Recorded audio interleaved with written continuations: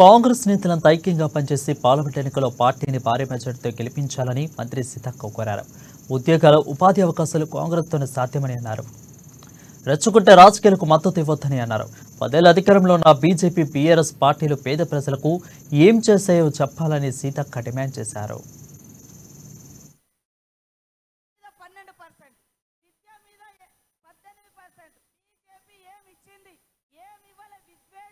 తీసుకొచ్చిరు, రెచ్చగొట్టిరు, కొట్లాటలు పెట్టిరు, అంతే తప్ప ఉద్యోగాలు ఇవ్వలే, నిధులు ఇవ్వలే.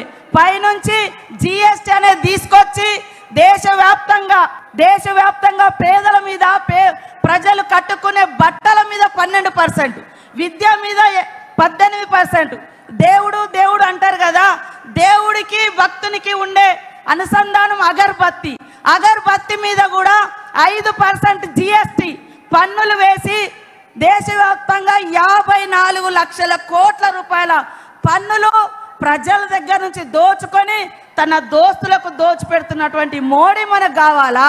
మన కోసం ఈ దేశం స్వాతంత్రం కోసం పోరాడి త్యాగాల కుటుంబం, ఆనాడు నెహ్రూ గారు 12 సంవత్సరాలు జైలు జీవితం అనుభవించిండు. ఇందిరమ్మ, ఈ దేశం నా దేహం ముక్కలైనా పర్వాలేదు కానీ ఈ దేశాన్ని ముక్కలు కానియను, దేశ సమైక్యత కావాలి, మరి భిన్నత్వంలో ఏకత్వమే జాతి యొక్క అస్తిత్వం అని నిలబడ్డటువంటి మహనీయురాలు.